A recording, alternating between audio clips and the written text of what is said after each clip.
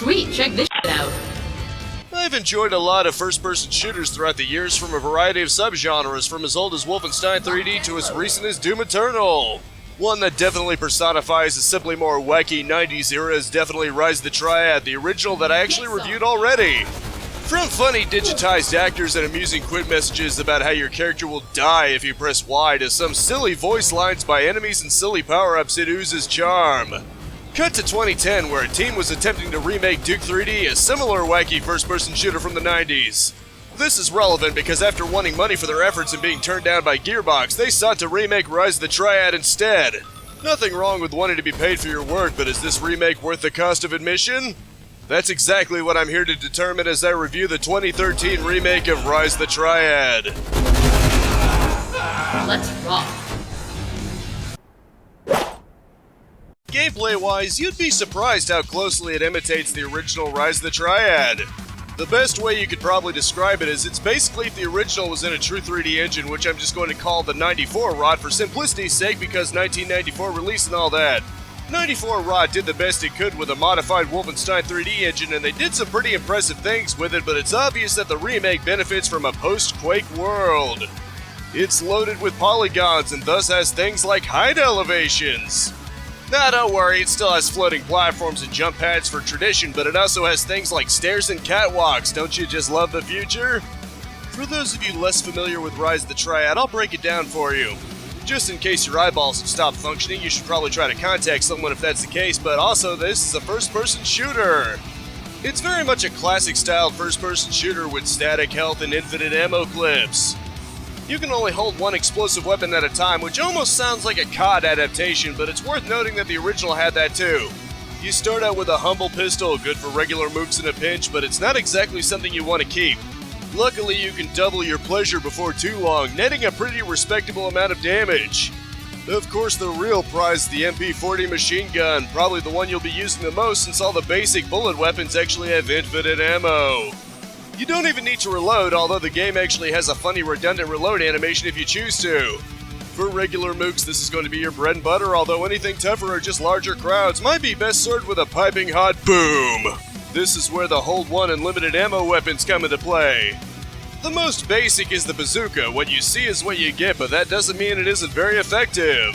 Whether tough enemies or even bosses, the bazooka is your boring but very practical option. Of course, this isn't the practicality shooter here. Rise of the Triad is all about the mayhem, so let's get into the really good stuff. You can acquire a homing missile launcher, and while each shot isn't quite as damaging as the bazooka, you can take a wild guess as to what its benefit is. If your aim sucks, me, and you can't hit the broadside of a barn, also me, then this will come in handy. Or, just enemies that like to zip around on you. The split missile is pretty nifty too, as it fires essentially a double missile that stays together until you choose to make it split apart. Don't worry, buddy missile, you may have lost your first love, but you'll find plenty of other fish in the sea. And blow 'em right up, that is. The drunk missile is perhaps the most different from its original counterpart. It no longer fires micro-missiles in all directions. Perhaps more practically, it's basically a missile launcher minigun, rapidly firing micro-missiles instead. Obviously, it's very effective for cutting through the fat with. Or you could just burn the fat right off with a flame wall. You can hit enemies directly, but you're better served aiming for the ground. It becomes a goodness gracious great wall of fire that instantly torches regular soldiers into charred skeletons. Obvious downside, it's not quite as effective against robots. The Excalibad is perhaps the most unique weapon in Rise of the Triad. It's a magical bat with an eyeball on it. You can either bash enemies on the head with it or use its limited cache of enchanted baseballs. Purification in progress. Either way, it's sure to hit a home run against your foes. Just be careful you don't strike out like I am with these lame punts. The Dark Staff is slightly less baseball-y, but it's still pretty nifty as it fires a continuous burst of electricity. It even seems to have an alternate mode that catches projectiles to throw them back. I guess it really is a baseball weapon. It's the catcher's mitt. That, and it also shoots lightning, so it's even better. Of course, I've saved the best for last. As with 94 rot, the big mama gun you absolutely want for the biggest and baddest around is the almighty Firebomb. This bad boy fires explosives in an X shape from impact and just generally reaps havoc on anyone and everyone. Obviously, it's a weapon of choice for bosses and other meaty dudes like commandos. Anything short of a boss will just be Q-snapped from existence, assuming a direct hit, and bosses themselves will still take some pretty heavy damage. Basically, it's the closest thing to the BFG in Rise the Triad. Well, outside of power-ups, that is. As of version 1.4, the 2013 remake also offers its own unique weapon in the form of the Doomstick. I have to imagine that play on words is affectionately named after Doom, since the shotgun is so great in that game, especially the double barrel. Rise the Triad, of course, takes it up a notch by having it be a quad barrel as well as a semi-automatic, and even though it's limited in ammo and takes up the limited slot like the explosive weapons, you do get a generous 27 shots with it. While it obviously lacks the explosive boom radius of most of the other weapons, it's always satisfying having a good old shotgun. Moving on, I mentioned power-ups and it has all the originals for your pleasure. Not all of them are super helpful. 2 of them are actually joke power-ups and only seem to hinder you more than anything else. By far, Elasto mode is the one that will sting the most and the one you should absolutely avoid if you can get away with it. It will cause you to bounce all over the place and can easily cause you to go bouncing into hazards if not enemy encampments. If you're unfortunate enough to be afflicted, all you can do is hope to find an enclosed space somewhere to ride it out. Shrooms mode by comparison isn't anywhere near as bad.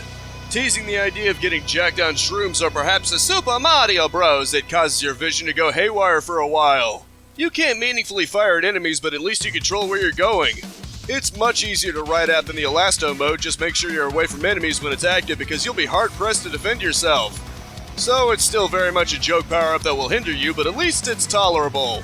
The one you really want, of course, is God Mode. Unlike many other games like Doom, this takes the concept pretty literally. Your weapon becomes a powerful-looking hand with lightning coming off of it.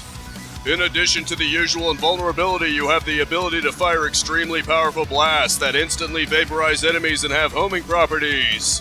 It's best to take full advantage while you can, so unlike the previous 2 power-ups, you gotta fly into as many groups of enemies as you can. Speaking of fly, one power-up literally allows you to fly. It grants you angel wings, so you're able to fly like an eagle and believe you can fly. Song puns aside, it's a pretty nifty power-up and even comes into play with the final boss, at least somewhat. There's one power-up that actually combines the usefulness of God Mode with the silliness of the 2 bad ones, and that's Dog Mode. Despite dog being God spelled backwards, this is hardly the opposite, where it somehow makes you worse off. You're still invulnerable and your primary weapon becomes a bite attack for chewing through enemies. You can also charge up a pretty powerful AoE bark attack that affects all enemies within a radius. Like with God Mode, you'll want to get into as many crowds of enemies as possible to take advantage, although you can't kill enemies nearly as fast, so there's a bit more of a risk to it. Amazingly fun though. Your health comes mainly in the form of Priest Porridge and Monk Meal, restoring 20 and 10 points of health respectively. The real key though is using explosives to heat it, either from barrels or your own weapons. Heated Monk Meal restores 20, while heated Priest Porridge heals you for a whopping 50 points. It's affected by AoE, of course, so you really want to find clusters of food next to each other to get the most bang for your buck. Obviously, the Bazooka is best for this. You really don't want to waste a Firebomb if you can help it. You can also get armor in 2 variants, Asbestos and Bulletproof. You can guess what the latter is for, but Asbestos is actually a flame retardant. Just be mindful, they're both very limited in use and will run out if you aren't careful. Really handy though, especially since the Asbestos armor also absorbs the damage of explosives since they're counted as fire damage. The enemies are pretty straightforward, starting with the lowly low guard. They wear a gray shirt and attack with a pistol. Think former human on Doom. They can also pretend to be corpses, so be wary and maybe shoot at any pre-existing ones since you have infinite ammo for the bullet weapons anyway. High Guard though uses an MP40 and can be a much bigger threat since that's your machine gun weapon. They can be stun locked pretty easily though, probably closer to Doom's Chain Gun Commando, but not nearly as deadly. The Lightning Guard is where the game really starts messing with you. He has a pistol, but they can actually spawn with bazookas. As if that wasn't enough, ones that don't have one might actually rush at you and steal your own explosive weapon. Obviously, if they steal the Firebomb, you're in trouble. They'll try to beg for your life, which isn't that far off from Assault Troopers in Duke 3D, but just shoot them because they're faking it. If you see a guard wearing black, take caution because that's an over-patrol. While they only have a pistol like with a low guard, they also have a trick that can be pretty irritating if you're caught in it. They can actually fling nets at you to make you incapable of attacking until you break free of it. Not as bad as a lightning guard, but you should probably still take them out pretty quickly. Patrol robots are basically immune to your bullet weapons as well as the firewall. With this in mind, you want a bazooka or something for dealing with them, as they can be a real hassle otherwise. The other robotic variant, the ballistic craft, though, is actually immune to everything, so you're best served avoiding them as they never actually pursue you. You can think of them as a stage hazard. Don't bother trying to shoot them with anything, because even God mode won't work. At last, you have the loyal followers of Electro, the monks. They come in two variants as robots do. The wider, shall we say, variant lacks any ranged attacks and will actually try to drain your health up close. They can be pretty tanky, so just keep your distance and keep firing at them.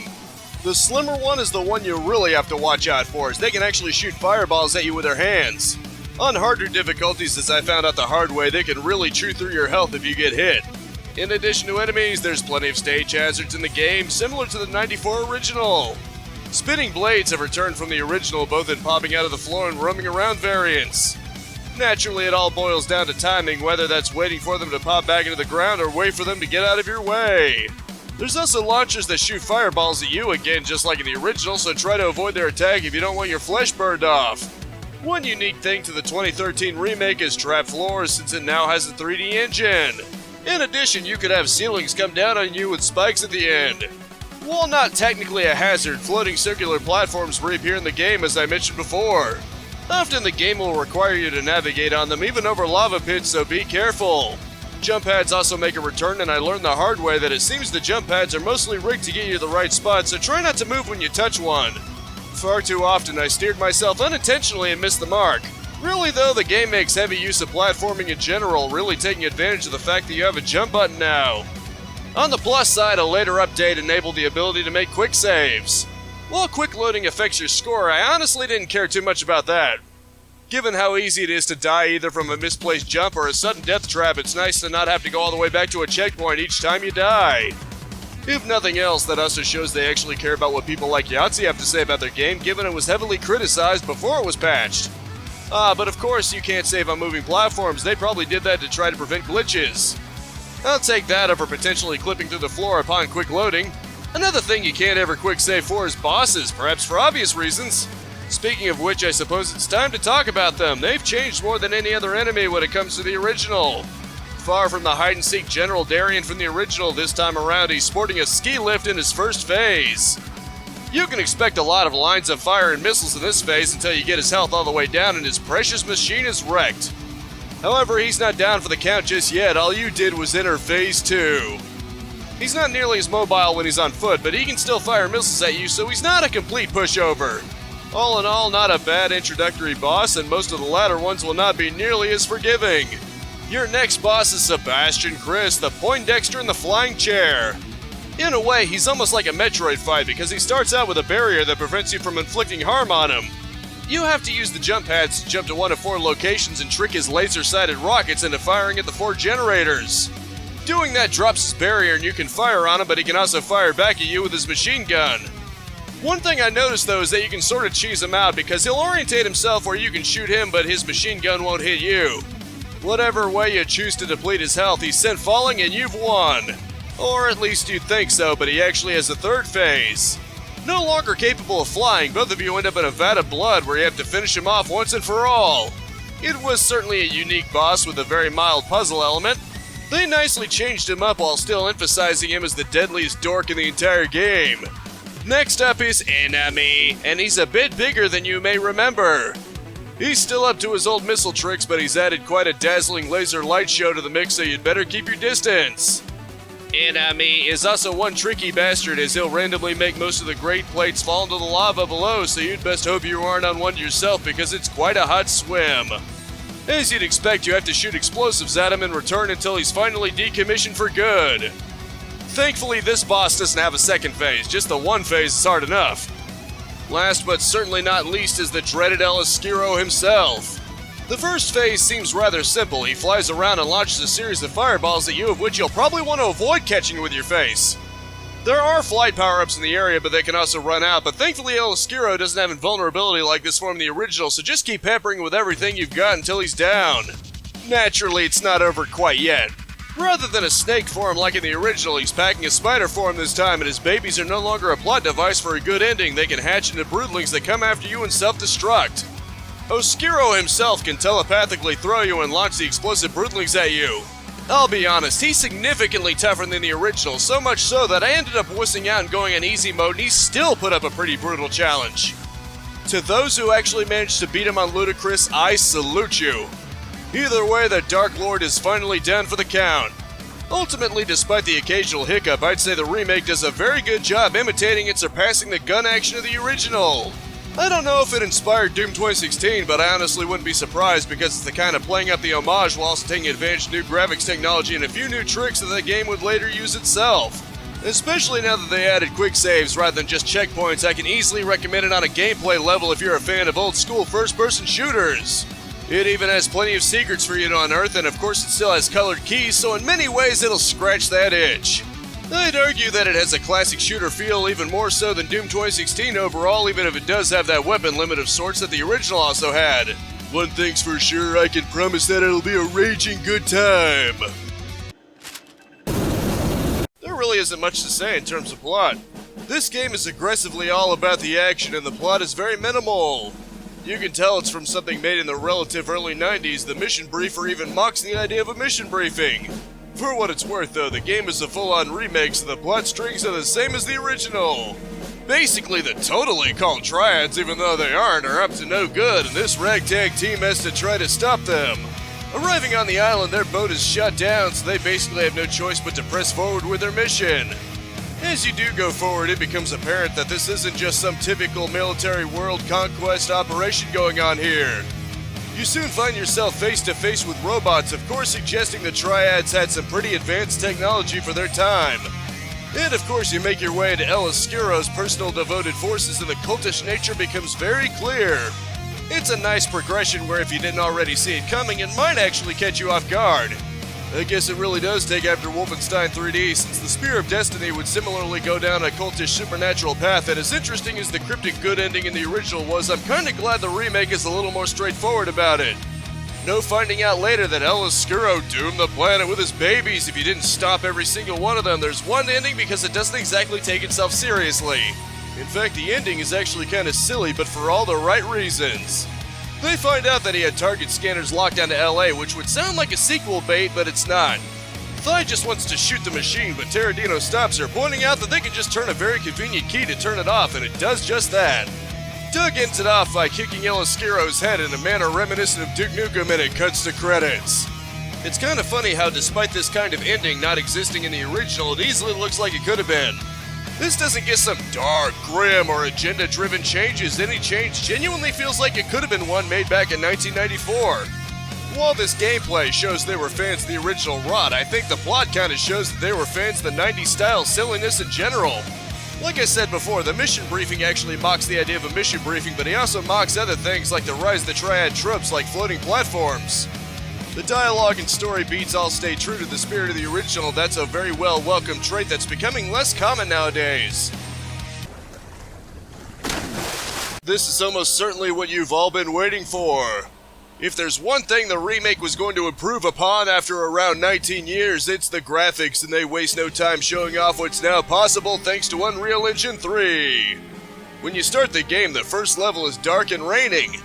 In fact, the first arc of the game is like that, and it does a good job raising the tension just enough while still making it feel like a cheesy action movie, which it should. The skies clear up in the arc between the General and Sebastian before it all goes underground and then mildly hellish from there. While it obviously wasn't going to have the same live actor frames as the original, the character designs do a good enough job appearing very realistically styled while also conveying a let-loose atmosphere. That's not even touching upon the little things like grass swaying in the wind, little Kimmy seemingly showing up on TVs, and the little monitor on the homing missile launcher actually capable of displaying feed on it. While that realistic style is throughout essentially the whole game, and some purists might find fault, it fits very well with the digitized actor style of the original. Also helps that this is hardly a grounded war shooter. It supplements that realistic style by having things be pretty much run off the walls at all times. It actually creates a bit of a funny contrast to have more realistic styled environments, but then have things like jump pads and floating platforms all over the place, not to mention spinning blades and other things. Those Triads must really be a fan of obstacle courses like Ninja Warrior, huh? One great example of this absurdity is the ludicrous gibs that still appear in the game, even down to the eyeballs at the end of stalks coming down the screen. It may not seem realistic to have them sliding down what looks like they're hitting glass, and honestly I don't care, it looks awesome and it stays true to the original. And speaking of which, even beyond the excellent textures and models and impressive particle effects, especially for a relatively small team in 2013, the game's presentation is a love letter to 1994 Rod. Not only is it heavily influenced by it, but it'll even have secret areas that are straight up recreations of the old game's graphical style. This is nothing like the classic levels of Doom 2016 though, these are more like treasure rooms that tend to be full of stuff to grab, but it's very nice to see still. I seriously doubt anyone in good conscience can ever say this wasn't a game made by absolute fans of all things Rise of the Triad. Of course, even things they added fit surprisingly well, and perhaps the biggest addition to that is voice lines. Perhaps a bit inspired by Duke Nukem 3D, your character will vocalize for certain things like taking any real amount of damage or picking up a new explosive armament. I played as Thigh Barrett, so of course I had lines like the one with a cross on it, anything, or I'm the Widowmaker. Honestly, if 1994 Rod did have voice clips, I could easily imagine them having ones like this because they don't feel out of place or modernized. Then you've got the Commander, who gives you mission briefings if you're so inclined. As I mentioned before, he'll typically make fun of tropes or make silly observations, level 1's briefing making fun of the idea of mission briefings. While I wanted to punch out his throat for doing so, he also makes fun of you for dying, which can be amusing in retrospect. And speaking of mockery and death, the remake also retains the main menu gag where you'll have your team killed in various ways if you try to exit. The bosses also have voice lines, and Sebastian Crisp probably has my favorite voice since he sounds as dorky as you would expect him to. The music is very nicely remixed from the original, as you may have been hearing subtly throughout this review. The sound effects are mostly, this is fine, with the occasional sound lifted straight from the original for that good old burst of nostalgia. Enemies still have voice clips, but then again they had those in the original too. You can tell they're of a higher quality here, however. Another nice touch is that in the opening and ending it even goes for a comic book style.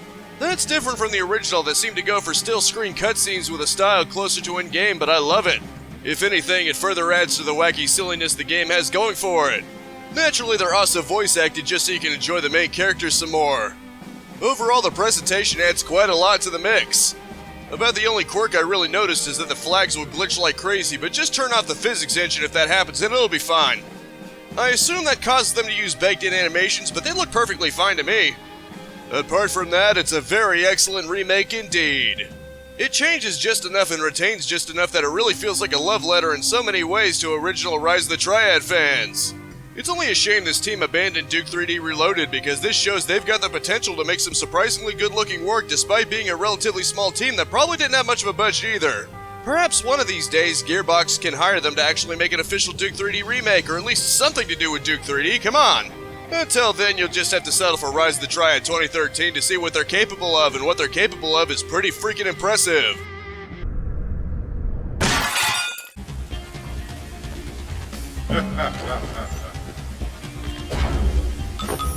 It's pretty rare for remakes, reboots, etc. to live up to an original. Oftentimes, especially nowadays, it's super easy to screw it up. Either they'll clone the original so much that it lacks its own identity, or they'll stray so much that it destroys the spirit of the original. Thankfully, this remake does neither of those things. It respects the original to death while boosting it in many ways, whether it be gameplay or especially presentation. It truly does feel like if 1994's sensibilities had access to 2013 technology, and the result is quite pleasing even if I cuss the game out a number of times due to having it on hard difficulty. What I'm saying is if you're a fan of Rise of the Triad or even classic first-person shooters, you should definitely play it. It stands alongside games like Punch-Out for the Wii as excellent examples of how to do remakes the right way. It's a lot of fun, can provide quite a good challenge if you're so inclined, and will stroke that Rise of the Triad nostalgia like nothing else. It's not an ultra-serious game, it's actually much sillier than the two modern Doom games if you can believe it, and I loved every minute of it. This has been my review of Rise of the Triad's 2013 remake. Thank you so much for watching. Next news video is next Sunday at 6 p.m. Let's Plays are every single day at 10 a.m. and 2 p.m. and you can subscribe and hit the bell icon to stay notified. Happy hunting, killer.